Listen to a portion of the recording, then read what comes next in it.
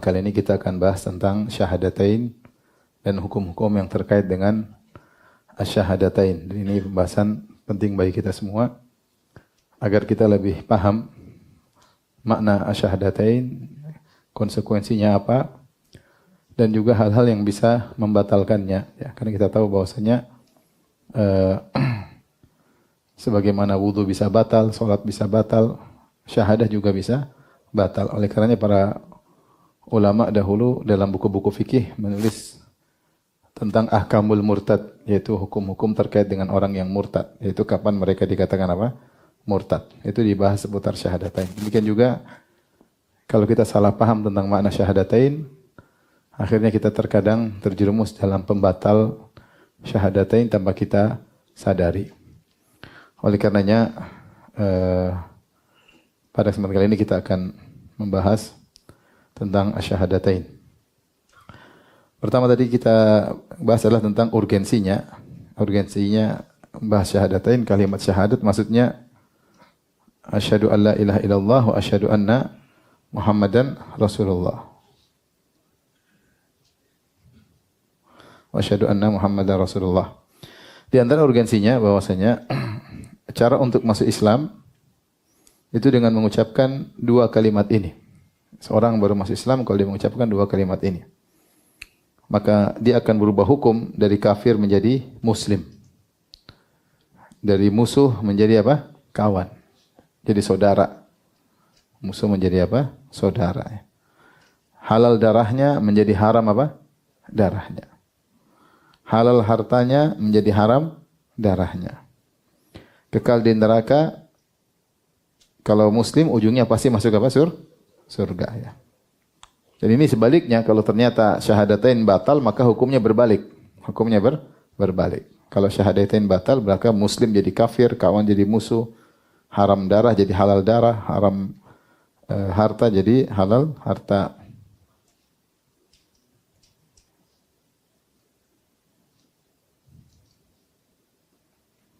Ya, jika murtad maka hukumnya berbalik ya. Maka berbalik.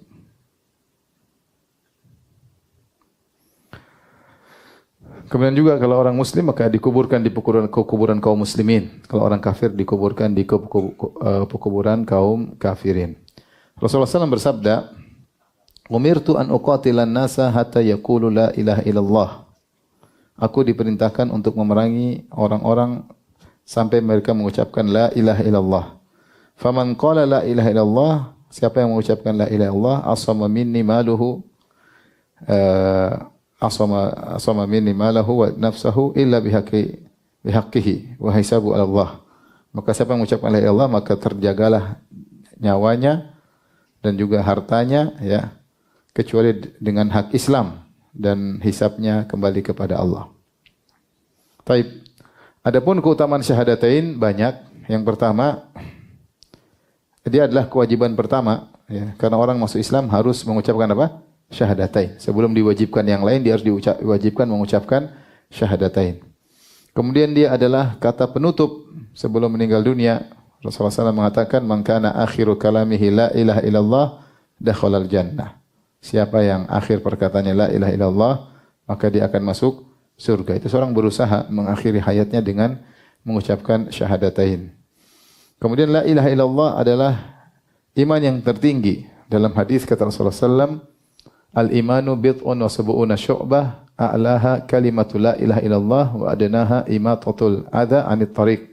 Iman itu bercabang-cabang, yang paling tinggi adalah la ilaha illallah dan yang paling rendah adalah menghilangkan gangguan dari jalan. Keutamaan yang keempat, bahwasanya mendapat syafaat Nabi sallallahu alaihi wasallam. Siapa yang lebih kuat la ilaha illallah, maka dia akan mendapatkan banyak bagian dari syafaat Nabi sallallahu alaihi wasallam. Dalam hadis Abu Hurairah, Abu Hurairah bertanya, "Ya Rasulullah, man as'adun nasi bi syafaatika yaumal qiyamah?" Siapa orang yang paling bahagia untuk mendapatkan syafaatmu pada hari kiamat kelak? Maka Nabi SAW mengatakan, "Man qala la ilaha illallah khalisan min qalbihi." Yaitu yang mengucapkan la ilaha illallah dengan ikhlas dari hatinya. Dan syafaat Nabi bervariasi ya. Di antara syafaat Nabi adalah misalnya seorang yang harusnya masuk neraka enggak jadi masuk apa? Neraka dengan syafaat Nabi sallallahu alaihi wasallam. Atau yang parah, seorang sudah masuk neraka kemudian dikeluarkan dari apa? Neraka lebih cepat daripada waktunya ya.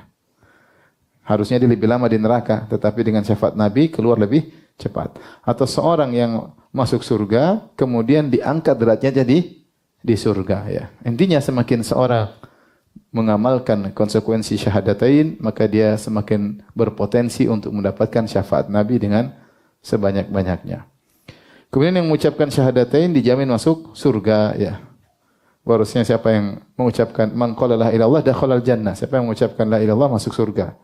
Ya tentunya ini dengan menjalankan konsekuensinya nanti akan kita bahas pada pertemuan berikutnya. Seperti dalam sabda Nabi sallallahu alaihi wasallam, "Ma min abdin qala la ilaha illallah thumma mata ala dzalik illa dakhalal jannah." Tidak seorang mukmin, tidak ada seorang hamba pun yang mengucapkan la ilaha illallah kemudian dia meninggal di atas la ilaha illallah kecuali dia masuk surga.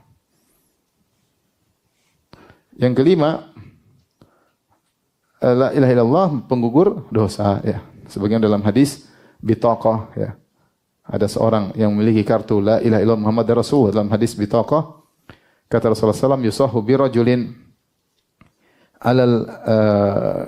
alal mala ya atau alal khalaiq ya, dipanggillah, disuruh seseorang di hadapan manusia pada hari kiamat kelak. Kemudian dibukakan baginya tis'atun wa tis'una sijillan, di lembaran catatan amal dibuka 99 gulungan. Kullu sijillin maddul basar, setiap lembaran dibuka sejauh mata memandang. Dilihat isinya catatan banyak maksiat, banyak kemungkaran. Maka ditanya kepadanya, hal dzalamaka katabatil hafizun, apakah malaikat yang mencatat amal telah menzalimimu? Yaitu adakah dosa yang kau tidak lakukan ternyata tercatat di situ? Kata dia, tidak ada. Kemudian dia sudah ketakutan, maka Allah berkata, innaka lan tuzlamal yaum, kau tidak akan dizalimi pada hari ini. Fayukhraju lahu, sungguhnya kau punya amal, maka dikeluarkan padanya bagi dia suatu kartu tertulis la ilaha illallah Muhammadar Rasulullah. Itu tertulis apa? Syahadatain. Ketika ditimbang ternyata kartu syahadatain lebih berat daripada gulungan catatan maksiat tersebut ya. Maka ini dalil bahwasanya la ilaha illallah kalau dikerjakan dengan sempurna, seorang benar-benar bergantung kepada Allah, benar-benar bertawakal kepada Allah, maka bisa menggugurkan apa? Dosa-dosa. Dan banyak keutamaan syahadatain. Kemudian di antaranya adalah zikir yang terbaik dan lain-lain. Ini sudah dibahas panjang lebar dalam kitab tauhid ya. Dari sini kita tahu bahwasanya urgensi bagi kita untuk memahami makna asyhadatain dengan benar agar kita bisa menjalankan konsekuensinya dan agar kita tidak terjatuh pada yang membatalkannya. Baik, kita lanjut ya. Paham sampai sini? Paham ya? Nanti lihat ujian bulan depan. 2 minggu lagi. Baik, lanjutkan. Sekarang kita bahas ini kita belum bahas tentang maknanya belum, konsekuensinya, syaratnya nanti. Sekarang kita bahas tentang cara masuk Islam. Bagaimana seorang masuk Islam? Cara masuk Islam adalah dengan lafal asyhadu alla ilaha illallah wa asyhadu anna Muhammadan Rasulullah. Terus berikutnya adalah harus dilafalkan. Ini syarat pertama. Syarat kedua, lafal yang dipilih itu, yang kedua harus dilafalkan jika mampu. Beda kalau dia bisu, tidak bisa berbicara, maka dia tidak perlu mengucapkan, tapi dia memberi isyarat yang menunjukkan dia bersaksi dengan syahadatain. Jadi harus diucapkan. Baik. Jadi apakah cukup la ilaha illallah saja? Ya. Apakah cukup hanya satu syahadah saja itu la ilaha illallah? Ataukah harus tambah Muhammad dan Rasulullah ya? Datang dalam sebagian riwayat atau datang dalam tambahan dalam sebagian riwayat ada tambahan syahadah Muhammad dan Rasulullah, bukan syahadat la ilaha illallah saja. Jadi ada khilaf di kalangan para ulama. Kalau ada orang masuk Islam dia cuma bilang la ilaha illallah. Apakah cukup dia masuk Islam? Ini ada khilaf di kalangan para ulama. Ada yang mengatakan cukup, ada yang mengatakan tidak cukup. Harus ditambah dengan syahadat Muhammad Rasulullah. Dan ini yang dirajikan oleh Ibnu Hajar rahimahullahu taala. Kenapa? Karena dalam sebagian riwayat ada tambahan syahadah Muhammad Rasulullah. Contoh, tadi kita sebutkan hadis yang pertama. Ini cuma la ilaha illallah. Ya. Aku diperintahkan memerangi manusia hatta yaqulu la ilaha illallah. Ini cuma la ilaha illallah saja. Kalau sudah la ilallah sudah selesai. Barang siapa yang mengucapkan la ilaha illallah maka terjaga dirinya, hartanya, darahnya terjaga. Ya. Asama minni maluhu wa nafsuhu, ya, maka darahnya, hartanya terjaga. Taib, apakah cukup la ilaha illallah? Ternyata dalam sebagian riwayat ada tambahan Muhammad Rasulullah seperti hadis berikut. Umirtu an uqatilan nas hatta yashhadu an la ilaha illallah wa anna Muhammadar Rasulullah. Ada tambahan, aku diperintahkan untuk memerangi manusia sampai mereka bersaksi tidak ada yang berhak disembah kecuali Allah dan bahwasanya Muhammad adalah hambanya dan rasulnya. Hadis riwayat Bukhari. Berarti harus ada Muhammad Rasulullah, bukan cuma la ilaha illallah. Kemudian juga dalam riwayat yang lain, hatta yashhadu an la ilaha illallah wa yu'minu bi wa bima ji'tu bihi. Dalam riwayat yang lain, aku sampai mereka bersaksi tidak ada yang berhak disembah kecuali Allah dan beriman kepadaku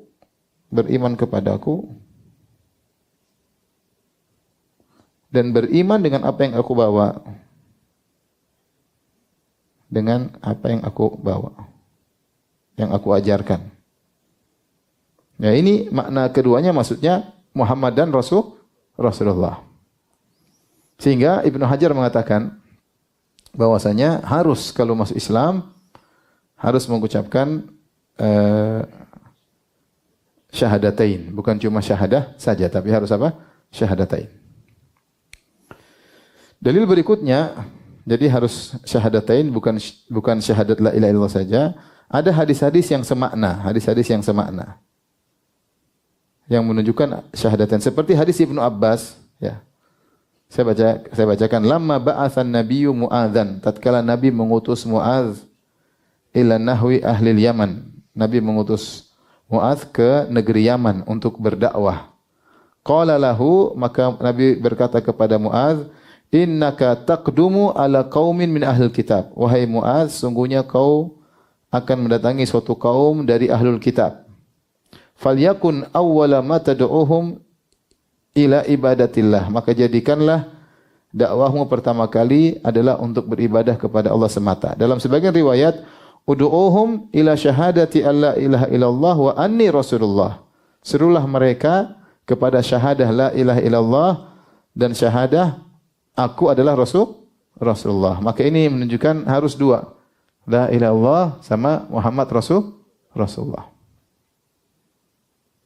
Kemudian juga hadis yang lain, hadis dari Abu Hurairah tentang Ali bin Abi Thalib ketika menjadi panglima di Khaybar.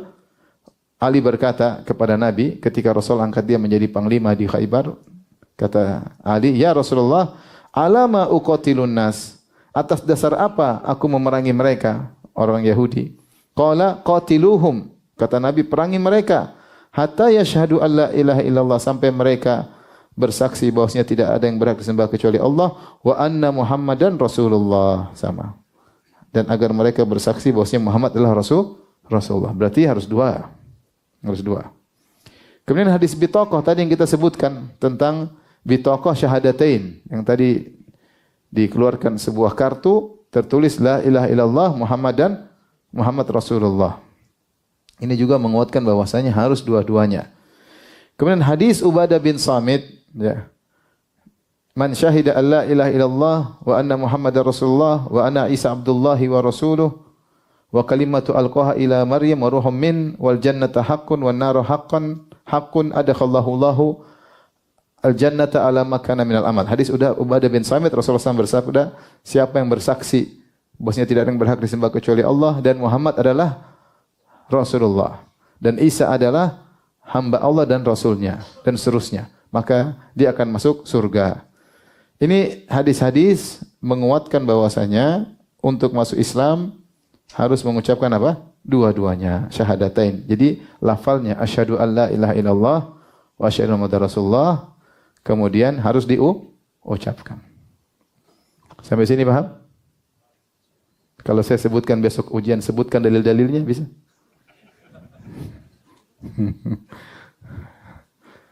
Baik. Paham sampai sini? Baik. Terus bagaimana dengan hadis yang cuma satu lafal la ilaha illallah? Kata mereka, itu isyarat. Hanya disebutkan sebagian, tetapi maksudnya dua-duanya.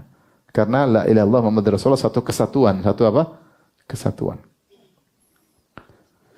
Kita lanjut berikutnya. Hukum-hukum terkait dengan syahadatain. Apa hukum-hukum terkait syahadatain? Ada beberapa hukum. Yang pertama, ikhwan dan akhwat, jika orang mengucapkan la ilaha illallah, maka tidak boleh dibunuh. Akan tapi tidak otomatis Islam. Ini tadi masalah khilaf. Apakah cukup mengucapkan la ilaha illallah sudah masuk Islam? Ataukah harus syahadatain? Menurut mayoritas ulama harus dengan apa? Syahadatain. Tetapi dalil menunjukkan siapa yang mengucapkan la ilaha illallah tidak boleh dibunuh. Seperti hadis Usama bin Zaid. Ketika Usama bin Zaid bertempur, ada seorang musyrik yang dia hebat dalam pertempuran. Dia bunuh banyak orang Islam, banyak sahabat. Tiba-tiba dia dikejar oleh Usama bin Zaid dengan seorang Ansari. Usama bin Zaid dari kaum Muhajirin. Kemudian sama orang Ansari ngejar orang kafir tadi. Ketika dia sudah terdesak, kemudian mau dibunuh, tiba-tiba orang kafir tadi mengucapkan la ilaha illallah. Maka akhirnya Usama bin Zaid, ini dia cuma mau menyelamatkan diri, bilang la ilaha illallah. Buktinya tadi baru bunuh banyak orang, sekarang udah mau mati, bilang apa? La ilaha. Maka Usama pun membunuhnya. Matilah orang tersebut. Yang Ansari tadi enggak jadi, ucapkan la ilaha illallah, enggak berani. Tapi Usama bin Zaid ngelanjutkan, dia bunuh. Setelah itu hebohlah peristiwa ini sampailah kepada Nabi sallallahu alaihi wasallam. Kita tahu Usama bin Zaid adalah anak yang sangat dicintai oleh atau sahabat yang dicintai oleh Nabi. Bapaknya Zaid bin Harithah pernah jadi anak angkat Nabi dan sangat dicintai oleh Nabi.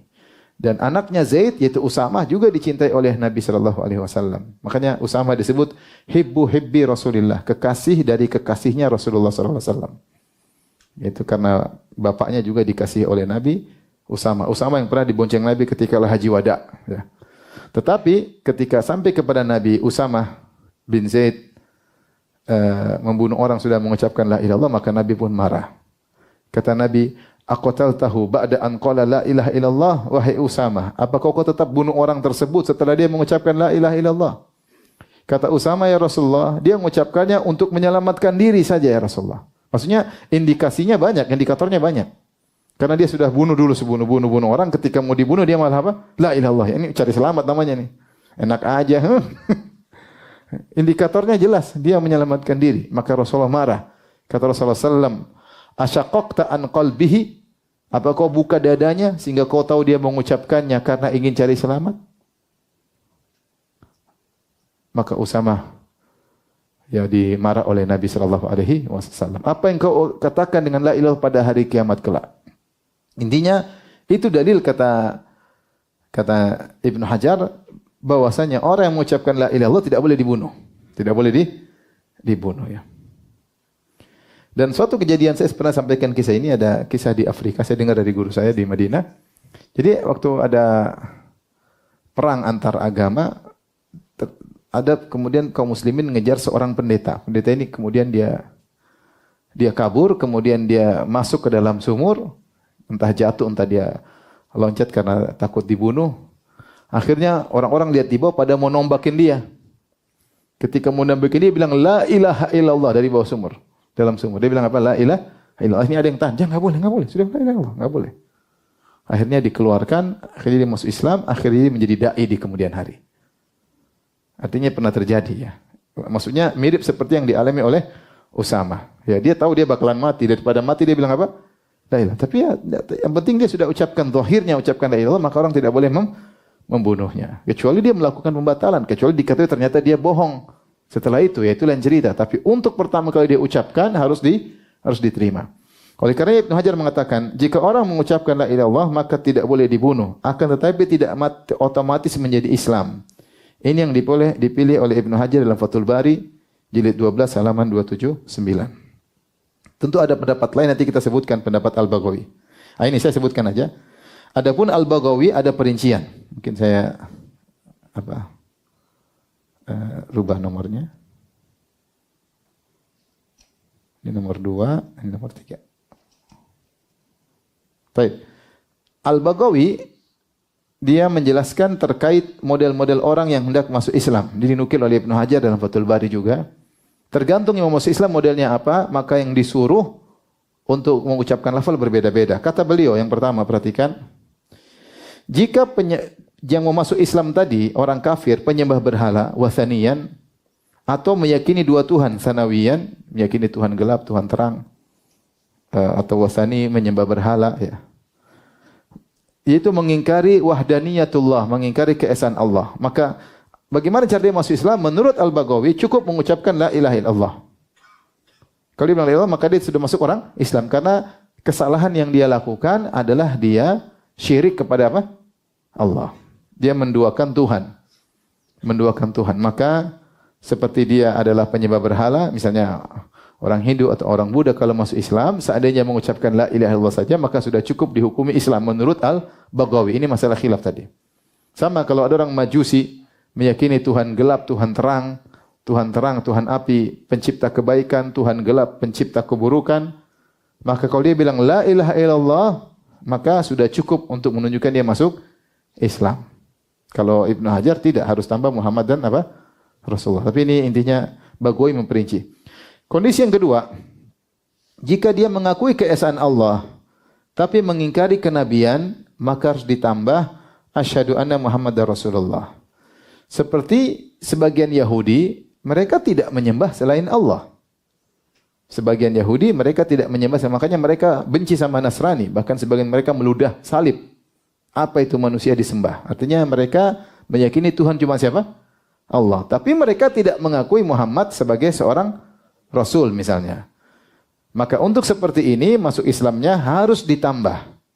Wa asyhadu anna Muhammadan Rasulullah. Aku bersaksi Muhammad utusan apa? Allah. Ini contoh.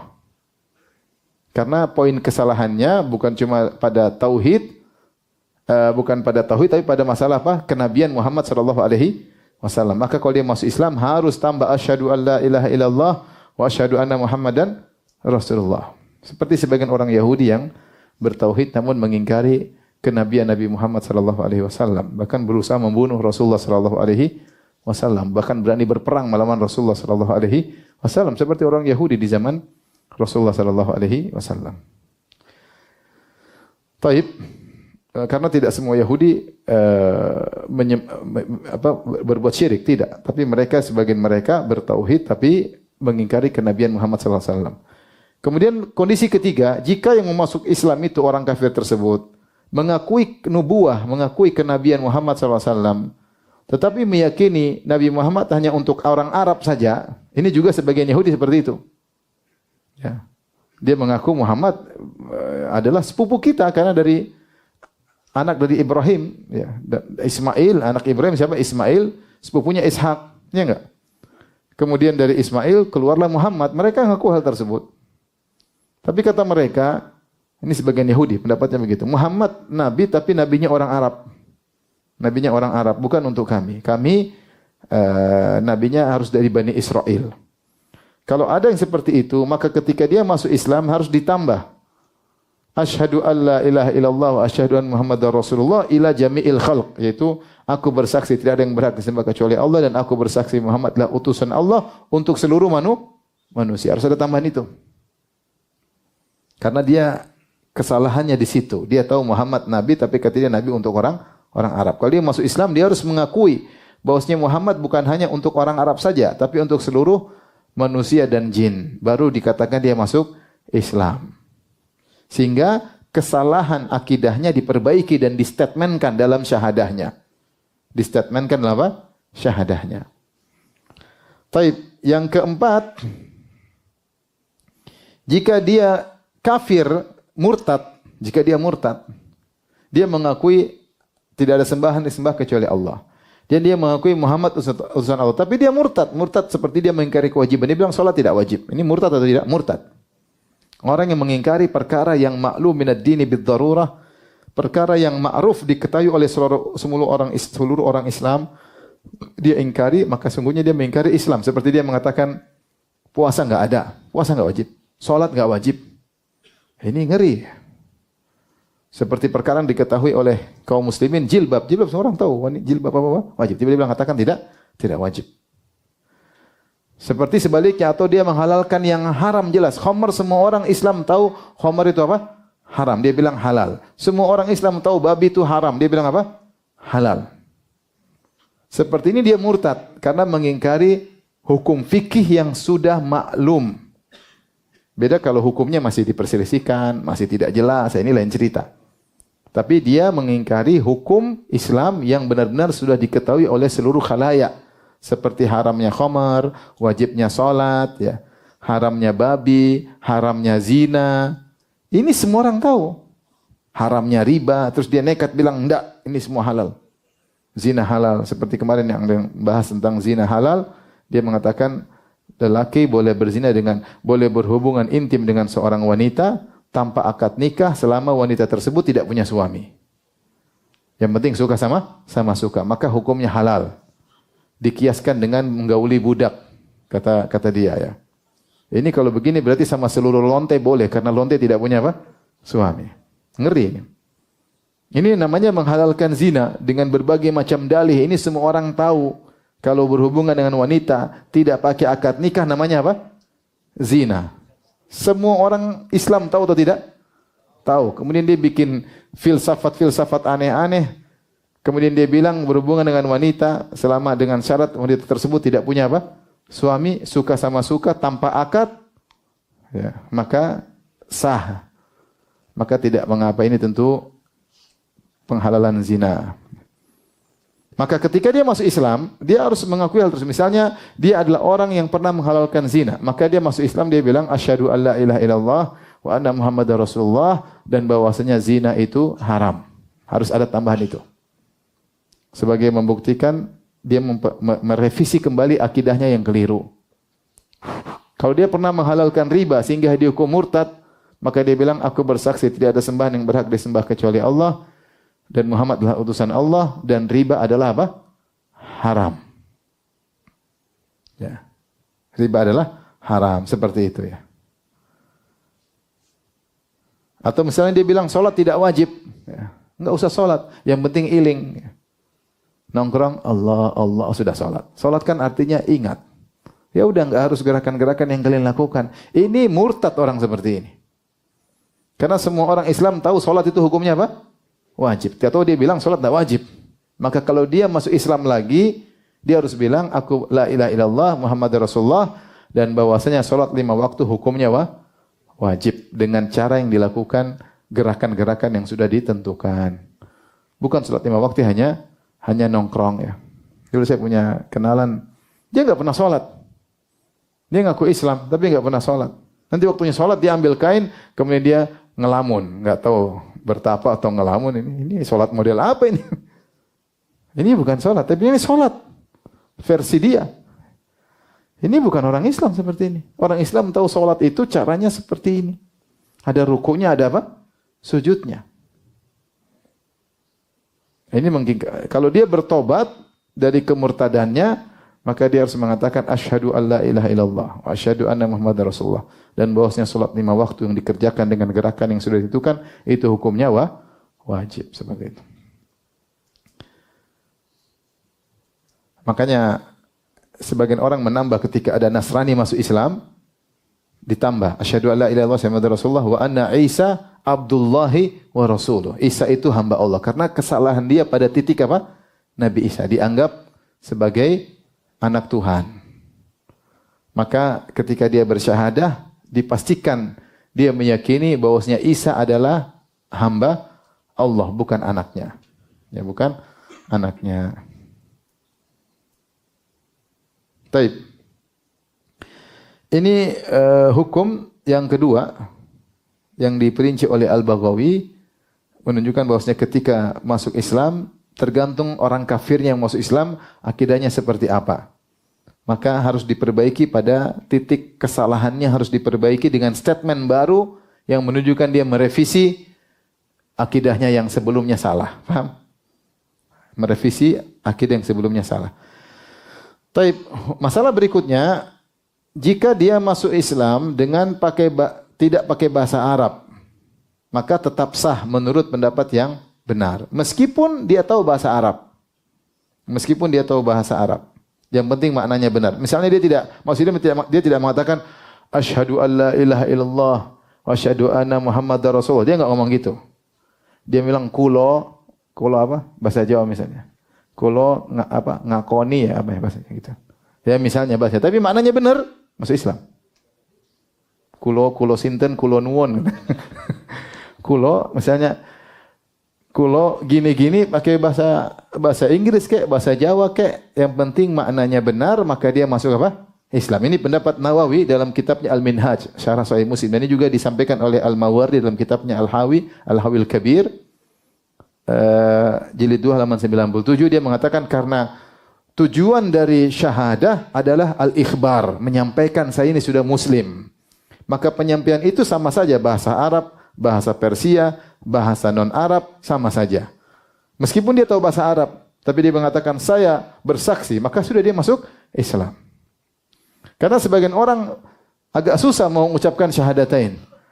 Asyhadu, asadu, ulang. Asyhadu, asadu, jadi lama masuk Islam. Udah saya bersaksi. Udah sah. Saya bersaksi tidak ada yang berhak diibadahi kecuali siapa? Allah, dan saya bersaksi Muhammad adalah hamba Allah dan utusannya. Selesai, dia masuk Islam. Yang bisa bahasa Arab saja kalau mengucapkan demikian masuk Islam. Ya orang pondokan tapi dia tidak masuk Islam. Kemudian masuk Islam boleh bahasa Indonesia. Apalagi yang tidak bisa bahasa Arab. Jadi para ulama mengatakan masuk Islam itu mudah, jangan dipersulit. Masuk Islam itu mudah, jangan dipersulit. Ayo ulang, tidak sah. Asyhadu, asadu, ulang. Ini keburu mati orang ini belum masuk Islam. Jadi jangan dipersulit. Kalau dia masuk Islam dengan bahasa non-Arab tetap diterima. Tetap diterima. Baik. Berikutnya masih hukum-hukum terkait dengan syahadatain. Yang keempat, tadi sudah kita singgung bahwasanya syahadatain harus dilafalkan, paham? Harus dilafalkan. Jika tidak dilafalkan maka tidak sah. Saya maksudnya tapi diam aja. Ya, Islam bagus. Ayo syahadatain. Bagus. Bagus, tahu-tahu dia mati, dikubur di mana? Tidak boleh dikubur di kuburan orang Islam. Dia masih murtad. Dia masih kafir. Karena masuk Islam harus mengucapkan. Ini berkata Nawawi dalam kitabnya Al-Minhaj, dia berkata, "Wattafaqat ahlu sunnah minal muhaddithin wal fuqaha al-mutakallimin ala anna al-mu'min ladhi yuhkamu bi annahu min ahlil qiblah wa la yukhallad fin nar wa la yakunu illa." Yaitu dia mengatakan sepakat ahlu sunnah dari kalangan ahli hadis, dari kalangan ahli fikih, dari kalangan ahli kalam, bahwasanya seorang mukmin yang dihukumi bahwasanya dia termasuk ahlul kiblat, yaitu maksudnya yang berkiblat kepada Ka'bah, maksudnya orang Islam, dan dia tidak kekal di neraka. Di sini Imam Nawawi menyebutkan tentang hukum di dunia, disepakati bahwasanya di dunia Islam, di dunia diakui Muslim, dan di akhirat tidak kekal, di akhirat tidak kekal. Maksudnya orang ini baru dikatakan dia diakui Muslim secara dunia dan akhirat. Maksudnya syaratnya ada, di antaranya kata An-Nawawi, wa nataqa bi syahadatain. Dia harus mengucapkan apa? Syahadatain. Tidak boleh dia enggak ucapkan. Tidak boleh dia ucapkan. Kalau dia ngakui saja tidak ucapkan, tidak masuk Islam. Contoh Abu Talib. Abu Talib ngakui enggak kebenaran Nabi Muhammad? Ngakui. Tapi dia tidak mau mengucapkan apa? Syahadatain. Karena masuk Islam harus dengan apa? Syahadatain. Abu Talib mengatakan, "Walaqad alimtu bi anna dina Muhammadin min khairi adyanil bariyati dina, walaulal malamatu wa hidharu masabbatin lawajadtani samhan bidzaka mubina." Sungguh aku telah tahu bahwasanya agama ponakanku adalah agama manusia yang terbaik. Dan Abu Thalib tahu agama Majusi, dia pernah lihat. Agama Yahudi juga dia tahu. Dia sering ke Syam, agama Nasrani dia tahu. Dan dia tahu agama musyrikin Arab dia tahu. Dan dia tahu agama Muhammad. Dan dia bilang, saya sudah ngecek semua, agama yang terbaik adalah agama Muhammad, agama ponakanku. Walaulal malamah, kalau bukan saya takut cercaan, wahidharu masabbatin, dan untuk menghindari cercaan, lawajatani samhan bidzaka mubina, tentu kau akan dapati aku sudah terang-terangan mengucapkannya. Tapi dia ngakui secara hati. Dia ngakui secara hati. Makanya sebagian orang Syiah mati-matian bilang Abu Thalib Muslim. Dia bilang bagaimana kafir wong dia bela Nabi Muhammad, secara praktik dia sudah lakukan, dia sudah begini-begini, masa dia bilang dia kafir? Ya, dia tidak pernah mengucapkan apa? Syahadatain. Maka Rasulullah dilarang untuk mohon ampunan buat dia. Ketika Abu Thalib mati, maka Rasulullah mengatakan, la astaghfirullaha laka ma lam unha anka. Aku akan mohon ampunan buat engkau wahai pamanku selama aku tidak dilarang. Maka Allah turunkan ayat dalam surat At-Taubah, ma kana lin nabi wal ladzina amanu ay yastaghfirul musyrikin. Tidak pantas bagi nabi dan orang beriman untuk mohon ampunan bagi orang musyrikin. Padahal Abu Thalib mengakui enggak Muhammad itu benar? Mengakui. Tapi dia tidak pernah mengucapkan. Tidak pernah mengucapkan, tidak dihukumi muslim. Di dunia tidak muslim, di akhirat juga tidak muslim. Ini pendapat adalah pendapat Ahlus Sunnah dan ini pendapat yang benar. Berbeda dengan pendapat Asy'ariyah di sini, Asy'ariyah. Ya. Murji'ah, Asy'ariyah itu Murji'ah. Ini kembali kepada definisi iman. Jadi begini, definisi iman ini sekedar mikir dikit, ikhwan ya. Ya. Mudah-mudahan tidak keluar di ujian. Jadi definisi iman itu ada perbedaan antara Ahlus Sunnah, antara Murji'atul Fuqaha dengan Murji'atul Jahmiyah. Kalau Ahlus Sunnah mengatakan iman itu rukunnya terdiri atas hati, lisan dan amal anggota badan. Dalam hati dia beriman, dengan lisan dia mengucapkan syahadatain, dan anggota badan dia praktekkan amal, ada amal yang dia lakukan, entah salat, entah apa. Sehingga dikatakan dia beriman jika terkumpul tiga-tiganya. Tapi kalau dia hanya yakin dalam hati, tidak mau ngomong, bukan mukmin. Atau dia yakin dalam hati, dia sudah ngomong syahadatain tapi tidak mau beramal sama sekali. Sama, dia juga bukan orang apa? Islam. Jadi ada hati, ada lisan, ada anggota badan. Berbeda dengan kelompok kedua, Murji'atul Fuqaha, ini adalah mazhab Imam Abu Hanifah dan pengikutnya. Mereka meyakini bahwasanya namanya iman itu cuma yang di hati dan di lisan.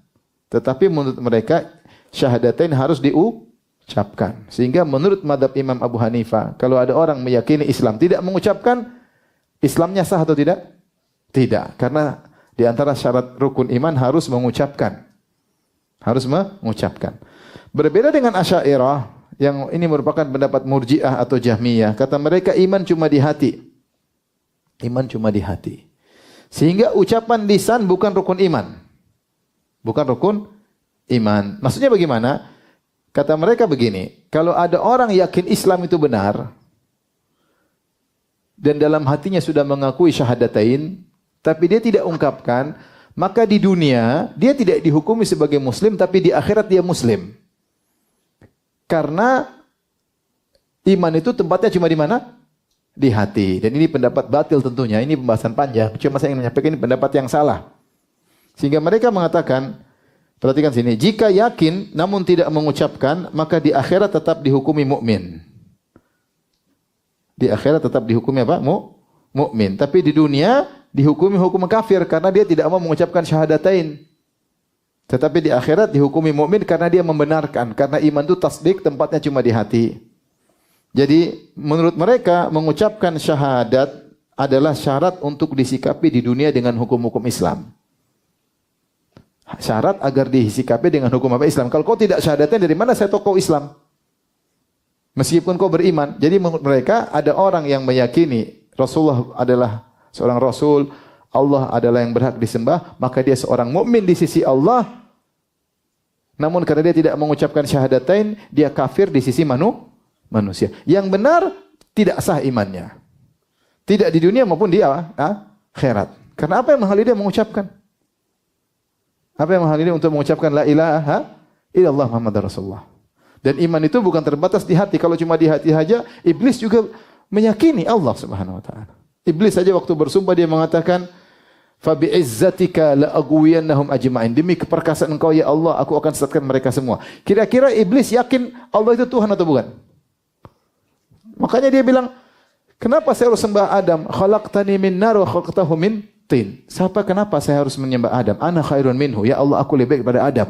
Kau ciptakan Adam dengan tanah, kau ciptakan aku dari api, aku lebih hebat. Dia ngaku dia ciptaan Allah. Ya. Ketika dia dikeluarkan dari neraka, dia minta izin untuk ditangguhkan kematiannya. Dia berkata, Rabbi fa'anzirni ila yaumi yub'atsun. Ya Tuhanku, dia berdoa. Ya Tuhanku, tangguhkanlah kematianku sampai hari kiamat. Berarti iblis beriman Allah Tuhan atau bukan? Beriman, tapi dia tidak tunduk dengan lisan, dia tidak tunduk. Tidak tunduk dengan ketika dia perintah Allah, maka dia menjadi apakah?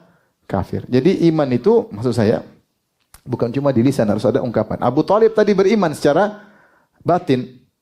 Tapi ketika dia tidak mengucapkan la ilaha illallah Muhammad Rasulullah, maka dia kafir di dunia dan kafir di mana? Di akhirat. Heraklius beriman enggak? Secara hati beriman. Dia yakin Muhammad utusan Allah, dia yakin beriman. Tetapi dia tidak mau mengucapkan apa? Syahadatain. Makanya Rasulullah berkata dalam surat dalam Sahih Bukhari, kata Rasulullah, min Muhammadin Rasulullah sallallahu alaihi wasallam ila Herakl azimir Rum. Salamun ala man ittaba'al huda. Dari Muhammad utusan Allah kepada Heraklius pembesar Romawi, raja Romawi, kaisar Romawi. Keselamatan bagi orang yang mengikuti petunjuk. Kalau kau ikut petunjuk, kau kena salam saya. Tapi kalau enggak ikut, kau enggak kena salam saya. Salam adalah doa. Salamun ala man ittaba'al huda. Keselamatan bagi orang yang mengikuti petunjuk. Aslim taslam. Masuklah Islam engkau wahai Heraklius. Ya, kau akan selamat. Yu'tikallahu ajraka marratain. Allah akan beri kau pahala 2 kali. Pahala selama kau Nasrani dan pahala kau masuk Islam. Wa in tawallait, kalau kau berpaling tidak mau masuk Islam, fa inna 'alaika itsmal arisiyin, maka kau akan menanggung dosa rakyatmu. Taib. Heraklius mau beriman tadinya. Wah, ini benar ini. Sampai dia kirim ke sebagian diskusi sama teman-teman pendetanya. Dan mereka bilang, iya, itu Nabi yang kita tunggu-tunggu. Tapi dia takut. Akhirnya dia kumpulkan rakyatnya. Dalam Sahih Bukhari disebutkan. Dia kumpulkan rakyatnya, dia tutup gerbangnya, dia berkata, wahai rakyatku, maukah kalian menuju kejayaan? Maukah kalian menuju keselamatan? Bagaimana caranya? Ikuti Nabi ini, Nabi terakhir. Oh, mereka ngamuk. Enggak, mereka mau kabur. Kemudian dia bilang, tenang, tenang rakyatku. Saya tadi hanya menguji iman kalian. Kalian kokoh atau tidak? Ternyata dia takut ketika rakyatnya mau kabur dari dia. Dia tidak kuat kalau singgasananya lengser. Akhirnya dia memilih untuk tidak masuk apa? Islam. Tapi hatinya membenarkan Nabi enggak? Membenarkan. Apakah dikatakan dia beriman di akhirat, kemudian kafir hanya di dunia? Enggak, yang benar dia kafir di dunia dan kafir di mana? Di akhirat. Bahkan Rasulullah ancam. Ya. Yu'tikallahu fa inna ma 'alaika itsmul arisin, kau akan menanggung dosa rakyatmu. Ngeri. Sehingga Heraklius yang benar dia kafir. Tidak perlu khilaf, dia tidak pernah mengatakan la ilaha illallah. Jadi Asy'ariyah ketika membahas tentang dalam kitab Tuhfatul Murid, ya ini dalam kitab Tuhfatul Murid, antum bisa baca bahwasanya mereka karena pemahaman mereka adalah pemahaman irja, bahwasanya iman hanya di hati saja, ya. Dan ini subhanallah menyelisih Imam Syafi'i. Bahkan Ar-Razi membantah Imam Syafi'i. Saya ada nukilan dalam kitab Syarh Aqidah Wasithiyah. Nanti ini pembahasan panjang. Intinya Ar-Razi mengatakan, Al-Imam Syafi'i mengatakan iman itu harus hati, lisan dan perbuatan. Namun dia bantah, yang benar tidak demikian. Dia bantah Imam Syafi'i. Makanya kalau ada orang mengatakan Asy'ariyah akidahnya seperti akidah Imam Syafi'i, enggak benar. Razi bantah Syafi'i dan ada nukilannya. Dia tahu Imam Syafi'i tidak seperti dia. Tapi dia bantah siapa? Imam Syafi'i. Berarti dia tidak setuju dengan akidahnya Imam Syafi'i. Taib. Kemudian ada pengecualian. Boleh tidak dengan jelas mengucapkan. Saya tanya. Ini sudah ya? Sudah? Taib.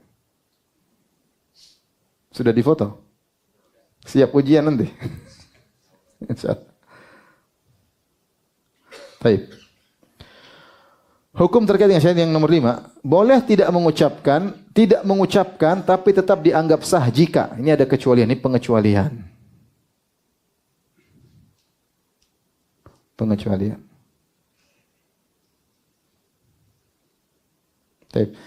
Tidak mengucapkan syahadatain tetapi tetap dianggap sah jika pertama bisu. Kalau bisu ya sudah, ngapain suruh ngucapin? Semuanya dengan apa? Isyarat. Kalau mau kawin pakai bicara atau pakai isyarat? Isyarat. Orang bisu nikah dengan orang bisu. Perlu bicara? Enggak perlu. Enggak perlu. Ada orang bisu nikah dengan orang bisu, ada. Anaknya enggak bisu, subhanallah. Jadi ada orang bisu nikah sama apa orang? Orang bisu, anaknya enggak bisu. Dan lebih menakjubkan lagi di satu daerah ada orang bisu, istrinya 2, sama-sama bisu dua-duanya. Ini sih enggak, saya bukan maksud apa-apa, cuma cerita aja. Orang bisu subhanallah, nikah istrinya 2 juga bisu. Ya, jadi bisu ya sudah, enggak perlu bicara asyhadu alla saling pengertian. Yang penting ngerti dengan isyarat. Kenapa? Karena dia tidak bisa ngomong, maka cukup dengan apa? Isyarat. Mau pakai bahasa isyarat kayak pakai apa kayak pakai tulisan kayak. Kalau maknanya adalah syahadatain maka Islamnya sah. Yang kedua kata para ulama, jika dia sudah beriman tetapi ketika dia mau mengucapkan tahu-tahu dia terbunuh misalnya. Nah, ini dia berhalangan, maka tetap dihukumi apa? Islam. Dia bilang asyhadu, kemudian dia misalnya dibunuh. Dia baru mau ngomong, ayo syahadat. Baru mau ngomong dibunuh, kita tahu ini tanda bahwa sebenarnya dia mau ngomong. Cuma keburu apa? Mati. Maka ini tetap dihukum dia sebagai orang Muslim karena dia tidak berkesempatan untuk bisa mengomong, atau dia mau mengucapkan tapi mulutnya ditahan, diikat sehingga dia enggak bisa ngomong. Seperti ini tetap dikatakan apa? Muslim. Kemudian yang ketiga, ini juga ada pengecualian, ini disebutkan dalam Mawsu'ah Fiqih Al-Kuwaitiyah. 3 cara masuk Islam. 3 cara masuk Islam. Pertama dengan nas. Dengan nas itu dengan mengucapkan tadi syahadatain, asyhadu alla ilaha illallah wa asyhadu anna Muhammadan apa? Rasulullah. Yang kedua dengan tabi'iyah, mengikut. Seperti anak ikut bapaknya kafir, bapak yang kafir lalu bapaknya masuk Islam, terus bapaknya masuk Islam. Jadi ada orang kafir punya anak, orang kafir ini masuk Islam. Dia mengucapkan asyhadu alla ilaha illallah Rasulullah. Anaknya enggak mengucapin tapi anaknya ikut dia. Ya sudah, kita anggap dia juga Muslim karena dia ke masjid sama anaknya, dia kegiatan sama bapaknya. Jadi enggak perlu kita bilang ayo nak ngucapin, enggak perlu. Dia dianggap masuk Islam karena hukumnya ngikut apa bapaknya. Paham maksudnya? Jadi tidak perlu kita tuntut dia mengucapkan syahadatain. Yang ketiga ada dalalah qarina indikator, yaitu jika melakukan ibadah spesial Islam yang ibadah tersebut tidak ada di agama lain, hanya ibadah spesial Islam. Contohnya dia haji, orang ini ya Muslim, enggak usah bilang dia lagi sudah daftar haji, bayar visa furoda, udah. Enggak usah bilang syahadatain, enggak perlu. Karena dia sudah melakukan ibadah yang agung, yaitu hanya dilakukan oleh orang apa? Islam. Maka kita tidak perlu suruh dia ucapkan syahadatain, sudah jelas. Seperti dia salat berjamaah. Salat berjamaah ini khusus syiarnya orang apa? Islam. Atau dia azan di masjid. Azan di masjid, kemudian dia terlihat kebiasaan dia, ini orang Islam. Atau dia baca Al-Quran. Lihat baca Al-Quran, enggak usah tanya, syahadatain. Dia baca Al-Quran menunjukkan dia, ini korina, tentunya kelihatan dia soleh, kelihatannya dia ini, kalau ada korinah yang kuat, maka tidak perlu dituntut mengucapkan syahadatain, atau dia melakukan tayamum, karena tayamum itu hanya ibadah khusus orang Islam. Beda kalau dia puasa. Kalau puasa bukan ibadah khusus, karena orang Ahlul Kitab juga berpuasa. Ahlul Kitab juga berpuasa. Maka ini namanya pengecualian. Hukum asalnya harus mengucapkan syahadatain. Kemudian yang terakhir pembahasan kita, tidak boleh menunda orang yang masuk Islam. Dan ini hukumnya berat ya. Ada khilaf, ada yang mengatakan orang yang menunda orang lain untuk masuk Islam, dia juga kafir. Dia kafir. Kenapa dia kafir? Karena dia ridho orang lain kafir. Namun pendapat ini terlalu keras. Yang benar dia melakukan dosa besar. Jadi kalau ada orang masuk Islam, nanti besok aja lah. Kau belajar dulu dah, ini enggak boleh. Khawatir dia mati. Jadi kalau dia masuk Islam, udah sini, ayo masuk syahadatain. Besok aja sama Ustadz. Jangan, sini. Kalau Ustadz ini sekedar mengkokohkan, kamu masuk Islam sekarang, jangan pernah tunda-tunda. Jangan pernah tunda-tunda. Tidak boleh menunda orang yang mau masuk Islam. Hukumnya dosa besar. An-Nawawi berkata, "Idza aradal kafirul Islam falyubadir bihi." Kalau ada orang kafir mau masuk Islam, maka hendaknya segera. Wala yuakhiruhu lil iktisal, dan jangan suruh dia, jangan tunda Islam, suruh dia mandi, jangan. Bal tajibul mubadaratu bil Islam, tapi harus segera terima Islamnya.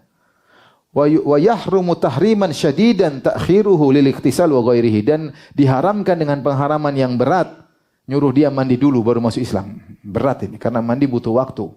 10 menit, kau membiarkan dia dalam kekufuran selama 10 menit, 15 menit, apalagi kalau mandinya kayak Putri Ayu setengah jam ini. Harus segera. Wa kadza, demikian juga idza istasyara musliman fi dzalik. Kalau ada orang kafir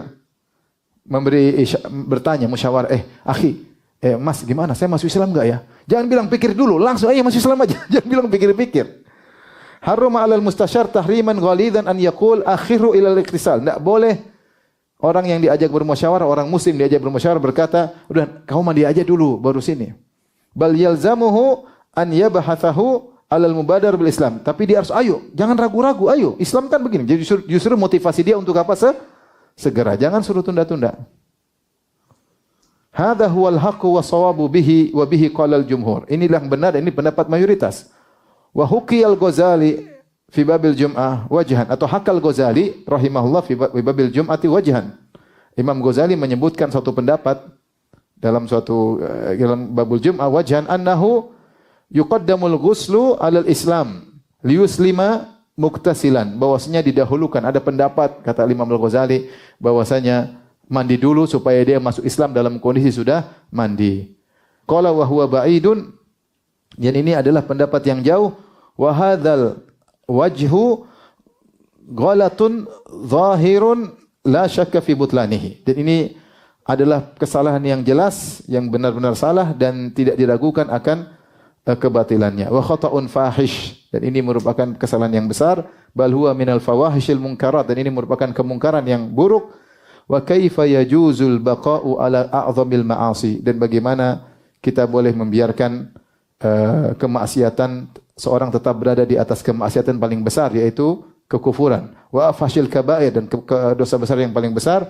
Wa ra'sil mubiqat, dan juga adalah puncak dari kebinasaan yang membinasakan. Wa akbahil muhlikat, yang membinasakan yang paling parah. Li tahsili ghuslin la yuhsabu ibadatan li adami ahliyati fa'ilihi. Gara-gara suruh tunda untuk apa?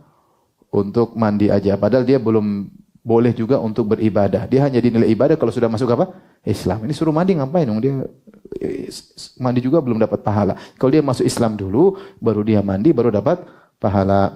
Jadi ini yang benar. Intinya, jadi kalau ada orang masuk Islam tidak boleh ditunda. Kalau ada orang masuk Islam tidak boleh ditunda. Karena siapa yang menunda, maka seakan-akan menunda, membiarkan kekufuran. Jadi kalau ada orang masuk Islam jangan bilang sudah besok ketemu Ustaz. Jangan, langsung masuk Islam sama saya aja. Karena masuk Islam tidak harus di depan Ustaz. Saya pernah juga ada waktu kajian, tahu-tahu ada perempuan bule mau masuk Islam. Ustaz ini enggak pakai jilbab, bagaimana? Saya mau bilang nanti juga, saya takut dosa. Ya udah silakan kata. Asyhadu alla ilaha illallah, saya masuk Islam udah, bawa pergi. Diajarin ya. Jangan tuh sudah pakai jilbab nanti pakai. Aduh repot lagi, keburu kalau dia mati gimana? Jadi kalau ada orang masuk Islam jangan ditunda-tunda. Tapi demikian saja yang bisa sampaikan terkait dengan syahadatain. Insyaallah kita lanjutkan lagi tentang makna syahadatain dan juga syarat-syaratnya di pertemuan berikutnya. Wallahu taala alam bisawab. Demikian saja. Wabillahi taufiq. Assalamualaikum warahmatullahi wabarakatuh.